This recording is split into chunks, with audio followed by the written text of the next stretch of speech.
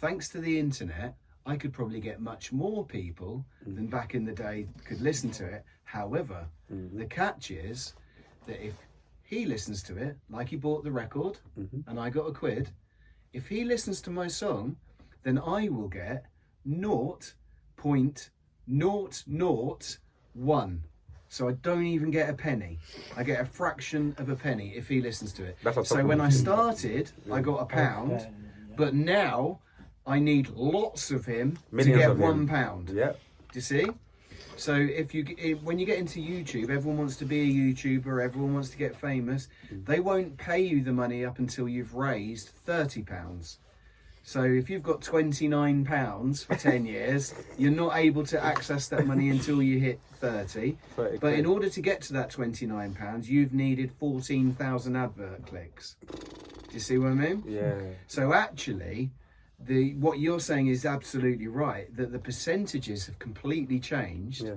So actually, the more content, so the more back catalogue that I put online, the more 0.001p's I'm likely to get.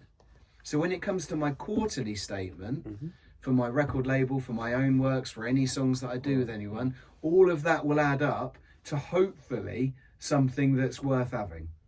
Now the danger is, if I started a record label and I signed you and you've got no social media following, and I have to put my hand into my pocket to try and get you some clout online so that you've got your core audience, the people that follow you, the people who are going to come and see you, listen to your songs, then can you imagine how difficult it would be me for your song that's raised a total of 14 pence, let's say, for a few hundred plays or whatever would equate to 14 pence, to then do a split, for then to me to get my money, the distributor to get their money, and then you do the split with whoever you've made the song with. Can you imagine how much the royalty would be by the time it gets to you? And also the time that I would have to put into it to do all that maths and work out and, you know, all of that stuff. Yeah. So actually, what you guys are saying, you're all, despite the differences in opinion, you're all actually hitting the same, you're all on the same trajectory. Yeah. It's all planned. You see what I mean? There's no coincidence. Things happen for a reason, which you can look at it for two reasons. You can't rush art, and that's exactly what it should be. It should be your art. And so the more that you share with the world, you're increasing your vulnerability, and you know, you leave room. I get some really horrible people on the internet say really horrible things to me. I'm at ease with it now because I've done it for nearly 30 years. But if you're sensitive, like a lot of artists are, that might not be the place for you, because someone's going to tell you how bad it is. Trust me. So when you're sharing something you're quite vulnerable about, and you know, maybe you're sensitive, it's going to be difficult for you, isn't it? Yeah. But if you're sharing it to make money, then you have to think of it like a money. If you were McDonald's and you're going to open your new restaurant on the corner, but there's already 4 or 5 pop-in burger joints, you've got an In-N-Out burger, you know, it's all going on around there, Burger King, whatever, Wendy's. Is that going to be the hot spot for you, or are you better off relocating to somewhere where there's no burgers and you can be king of the castle? It's true. Just to see what I mean?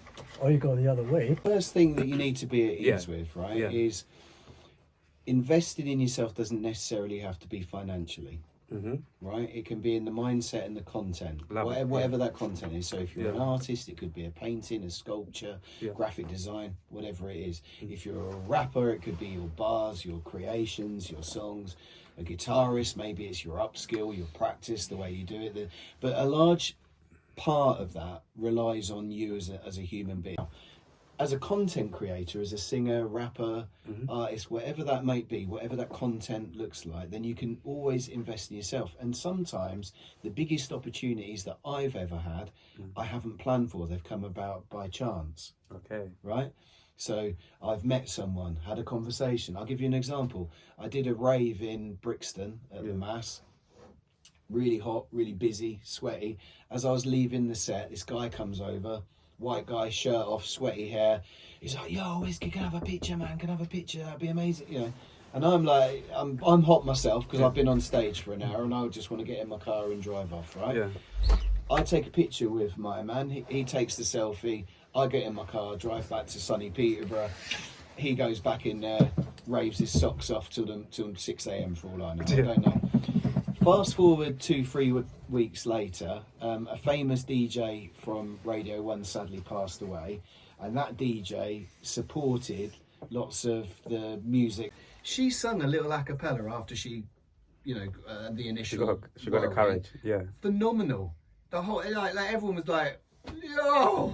That's what I'm saying. Can you see? Them kind of talents. And again, like I said, like sometimes, because me, sometimes I think a lot, not in a bad way, but I think a lot. I just think, I daydream and I think of different things. And I just think, can you imagine, man, like some talents, maybe that's the way God designed, I guess, life to be, that some talents that maybe because of certain circumstances, some gifted people in whatever they do, like, if we're never gonna get to experience, or to really, really experience their gifts because of of circumstances and life. And when you really think about it, I'm like, it makes me sad. I'll be honest with you. Sometimes it makes me sad because that's crazy, man. You know what I mean? I don't think about it every day, but sometimes. Did it make me more commercial? Was I more recognisable? Yeah. Did it open opportunities for conversations with other people and put me on a bit more of a, he's not just a rave MC, this guy's... Yeah, it did me favours, it got me work, it propelled me, and also people that hadn't heard me rap, because I don't like MCs, they ruin the music, they've heard me on a studio album now, and they're going, actually, he's alright, he is, or the other thing, they've got, oh no, it's even worse now, whatever. Yeah. So, did I get paid in love? On a quick one, yeah? Like, what's the parade? Sorry, bro, yeah? What's the parade? On a quick one, obviously, you've been in the game for many, many years. You're experienced. You've done all of these amazing things like you and Joey, told us, yeah? Like, what's the parade issue between you and DJs like Charlie Sloth? Because the reason why I asked that, because obviously I feel like I like him. I feel like he's a good character. But I feel like he's not the best of DJs. But however, obviously, maybe because of his branding or whatever. Yeah, what separates from you guys? Yeah, what's branding? And also, you don't know what his journey is to us hearing of him. Yeah. You don't know who he's rolling with. Yeah, I've heard a few things. Yeah. The losses he's had. Yeah, I've heard a few things, yeah. The conversation he had somewhere, the opportunity he was given. Yeah. Could have just been like when I was exactly one there you thing go. you haven't said to me that I believe both of you could do. You ain't developed no artists and put them out yourself. Have you developed artists and put them out yourself? Good one, good question. Yeah, so this is what I'm saying though. Yeah.